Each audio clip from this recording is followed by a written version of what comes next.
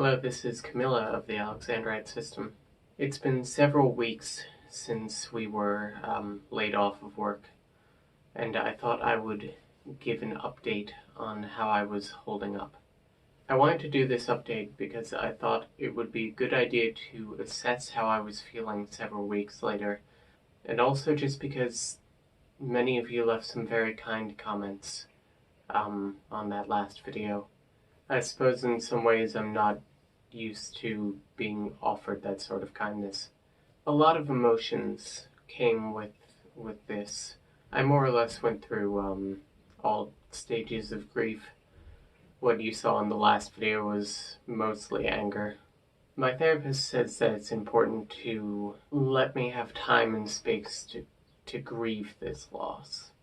And I compared my last video to Dice's video about changing system roles, but the key difference I feel is that they willingly changed their role in the system, whereas mine was ripped away from me.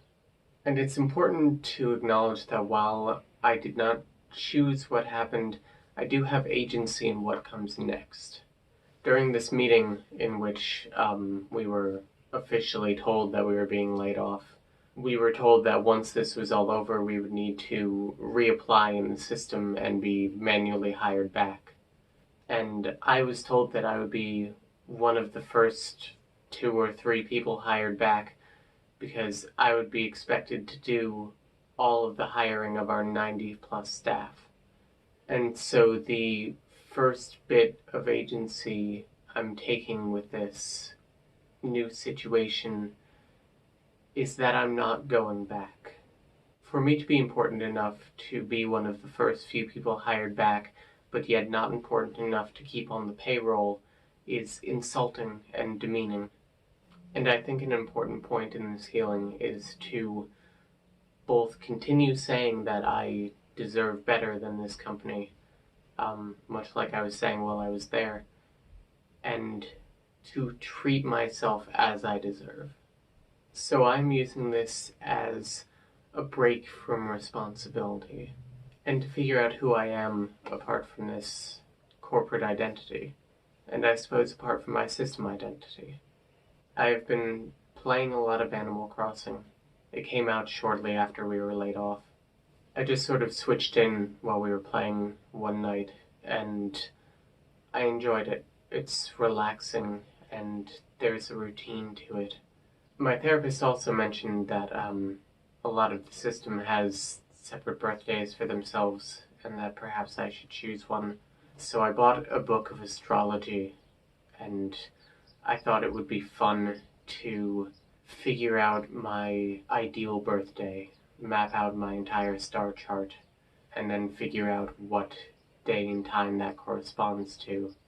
Because astrology may be bullshit, but how one feels about it is not. I watched a video by this animator, Illymation, where she was talking about how she was into tarot and how people always said, you know, it's fake, right?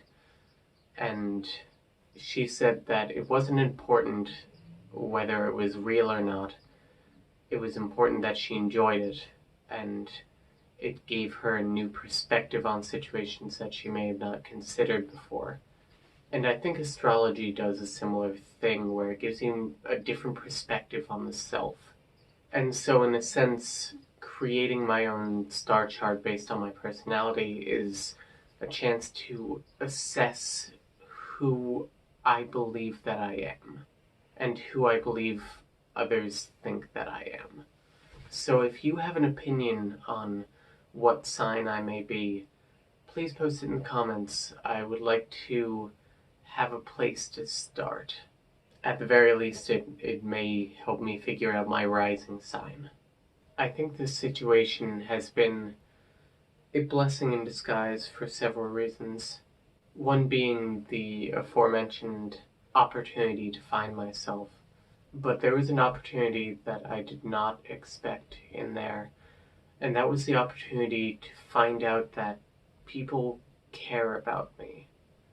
I had a therapy session in which my therapist mentioned that either Sandra or Susan said that they wanted to get to know me better and that they liked me. And I didn't know that. Our contact with each other is on and off. It goes in and out. But the first time that I made contact with them fully, I spent time chastising them for their decisions in relation to work, and it was my opinion that they weren't handling things well. I later learned that there was more to it than that, and the situation was resolved rather quickly, but for me to have done that and to be offered such kindness anyway, it's very sweet. Very brief trigger warning for mentions of winter holidays and holiday imagery. I'll put the timestamp here. In a message to one of our friends, Sandra described me finding out that the others cared as being very similar to in Santa Claus is Coming to Town, the Rankin Bass stop motion movie, the Winter Warlock's heart melting. Sir, Mr. Warlock. Choo-choo. I've always wanted one. What's that? My icy heart. It's melting. I thought that was very funny and very apt. Because, of course, I really am a mean and despicable person at heart. I really am a mean and despicable creature at heart, you know.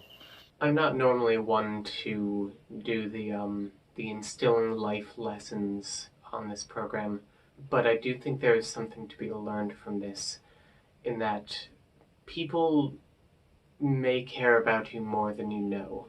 Despite anything you may have done, any way you may have acted, any person that you are, and especially any neurodivergencies you may have, someone most likely cares about you. Even those of you who may be listening and saying, well, surely not me, I'm willing to bet that you're wrong. So in some ways, despite the grief, I've been enjoying this life lately. It comes with its own stress and its own problems, but I am maintaining a level head. A friend said to us recently, anyone who is able to say that they're doing okay right now must be doing really fucking good in the grand scheme of things. So perhaps I can say I'm doing really fucking good.